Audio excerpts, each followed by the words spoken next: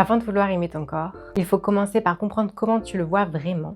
Parce qu'une image corporelle positive, ce n'est pas juste « je l'ai, je ne l'ai pas », c'est plus nuancé que ça. C'est pourquoi je souhaite te faire un petit test inspiré des études en psychologie pour évaluer comment tu te sens réellement à l'intérieur et qu'est-ce qui cloche, en tout cas qu'est-ce que tu n'aimes pas, et à contrario mettre en lumière finalement ce qui va bien et que peut-être tu ne perçois pas. Et ensuite, je t'explique comment tu peux vraiment faire pour te sentir mieux dans ton corps.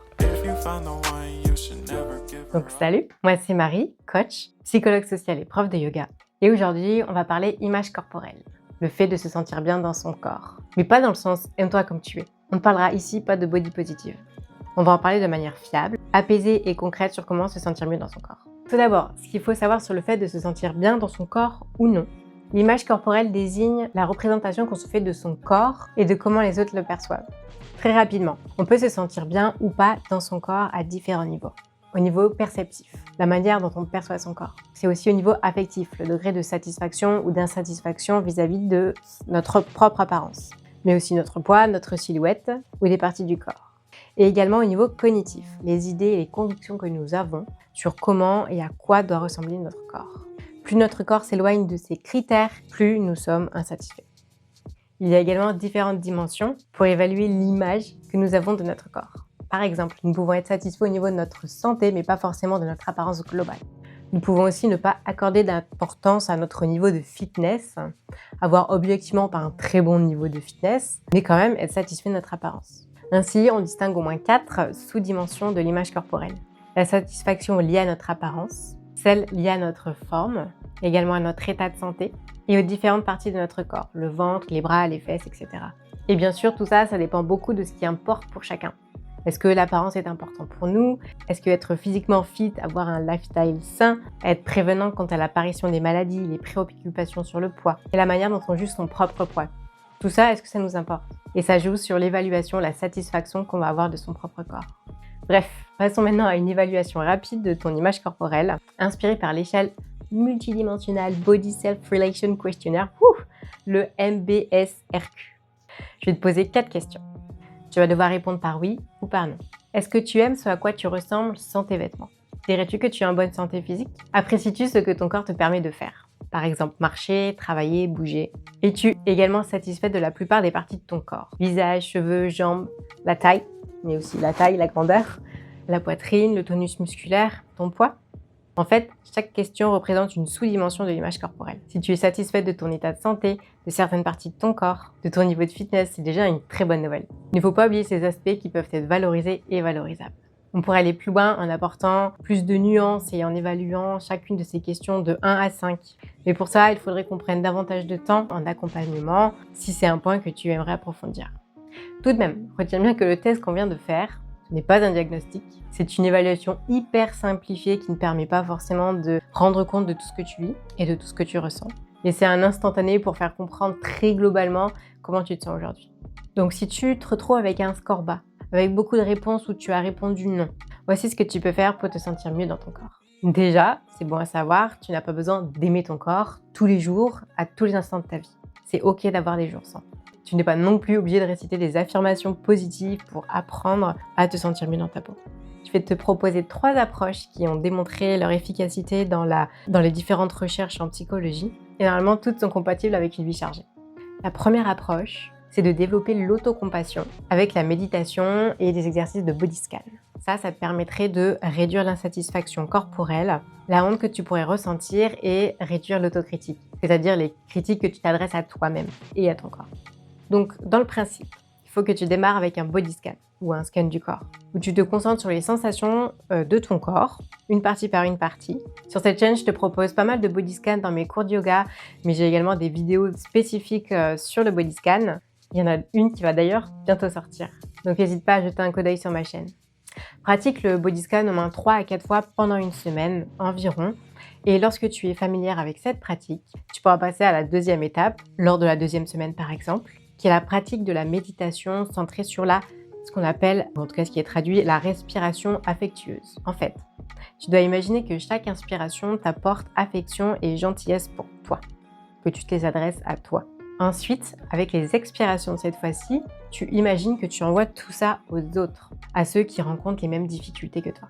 Ça paraît un peu loufoque, mais lorsque tu suis une vidéo en temps réel ou quelqu'un qui te guide, c'est beaucoup plus simple à réaliser. Et finalement, dès la 3e semaine, tu peux pratiquer une méditation d'amour bienveillante ou aussi appelée Loving Kindness. Peut-être que ça te parle plus. Le but est de se focaliser sur avoir de l'autocompassion pour une expérience personnelle passée qui t'a fait souffrir. Le but de ces exercices est de développer une nouvelle mentalité qui nous permet d'être plus indulgents avec soi, ce qui réduit l'insatisfaction corporelle. Ce n'est donc pas un effet immédiat miraculeux, mais il apporte énormément de bienfaits et il permet de s'apaiser au quotidien lorsqu'on développe un état d'esprit plus bienveillant avec soi-même. La deuxième approche, c'est de développer une image corporelle flexible. Ça suit en fait les principes de l'ACT, la thérapie d'acceptation et d'engagement. Le principe, c'est d'observer ses pensées négatives sur le corps, de leur laisser de la place en les voyant pour ce qu'elles sont. Des pensées qui sont créées de toutes pièces à partir de nos croyances, les normes admises, notre ressenti et les expériences passées. Et de ce fait, admettre que les pensées ne sont pas une vérité absolue. Tout ça pour quand même pouvoir agir selon tes volontés, tes valeurs. Bouger pour se sentir mieux, pas pour se réparer. Faire une activité qui nous fait du bien, peindre, jardiner, la danse. Pour ceux qui est de bouger pour se sentir mieux, bien sûr, il y a la motivation qui joue beaucoup. Pour ça, je vous laisse aller regarder ma chaîne parce que je vous ai laissé plein de vidéos avec des conseils pratiques pour avoir une motivation durable. Petit aparté, il y a aussi mon challenge de 7 jours qui te permet de poser les bases d'une motivation durable. Le lien, il est dans la bio, mais ça, t'inquiète pas, je t'en reparle en fin de vidéo. Maintenant, je te propose cet exercice simple en lien avec la flexibilité de l'image corporelle. Quand une pensée arrive, par exemple, je n'aime pas mon ventre. Répète cette phrase, mais il faut que tu ajoutes « j'ai la pensée que » et tu ajoutes ta pensée négative. Puis tu vas répéter une nouvelle fois cette pensée négative, mais avant, tu vas ajouter « je remarque que j'ai pensé que » ta pensée négative. Concrètement, je remarque que j'ai la pensée que j'ai un ventre que je n'aime pas. Tu as peut-être remarqué que tu prends de la distance avec cette pensée et c'est exactement ce qu'on veut. Le fait de prendre de la distance, ça te laisse en fait plus de place pour agir selon tes valeurs et ce qui te fait te sentir mieux dans ton corps et plus aligné avec toi-même. La 3e approche, c'est de percevoir son corps pour sa fonctionnalité. On arrête de parler de l'apparence. On se reconnecte à ce que le corps fait. Je vais donc te proposer un petit exercice de 2 minutes. Il faut que tu listes maintenant 3 actions que ton corps a rendues possibles aujourd'hui. Peu importe la forme, peut-être que c'est marcher, gérer sa journée, rire, porter quelque chose, peindre, digérer facilement. Maintenant, note 3 choses qui te montrent que tu es en bonne santé. Note également 1 à 3 activités créatives et ou manuelles que tu apprécies faire. Jardiner, danser, chanter, dessiner. Liste ensuite 3 manières dont tu aimes prendre soin de toi. Et enfin, 1 à 3 manières de prendre encore plus soin de toi. Qu'est-ce qu'aujourd'hui tu pourrais faire et qui améliorerait ton bien-être? Cet exercice, ça permet d'augmenter la satisfaction corporelle car tu mets ton corps en valeur sur différents plans. La santé, la forme, le fait de faire des choses avec ton corps. La fonctionnalité finalement. Pour terminer, j'aimerais te donner 3 conseils très rapides pour améliorer ton image corporelle. Le premier, c'est d'arrêter la comparaison. De comparer son corps à d'autres personnes ou même à la soi d'avant. Et pour ça, il faut que tu limites les déclencheurs. Donc par exemple, les comptes Instagram qui te montrent des corps que pour leur esthétique, les contenus fitness qui ne parlent que d'objectifs physiques et de perte de gras irréalistes, et tous les autres comptes finalement qui te font te sentir mal. Il faut également éviter les commentaires sur le physique d'autrui qui favorisent la comparaison. En fait, la comparaison augmente l'insatisfaction corporelle de manière systématique. C'est pourquoi il faut vraiment en prendre conscience et les éviter, revenir dessus. Mon deuxième conseil, c'est bouger régulièrement, même si c'est que 5 minutes par-ci par-là. Le mouvement renforce la proprioception, la sensation de capacité, la connexion au corps. Et ce sont tous les ingrédients qui soutiennent une bonne image du corps. Donc si tu veux continuer ce travail sur ton image corporelle, te reconnecter à ton corps et à ta motivation, j'ai créé un challenge de 7 jours qui est offert.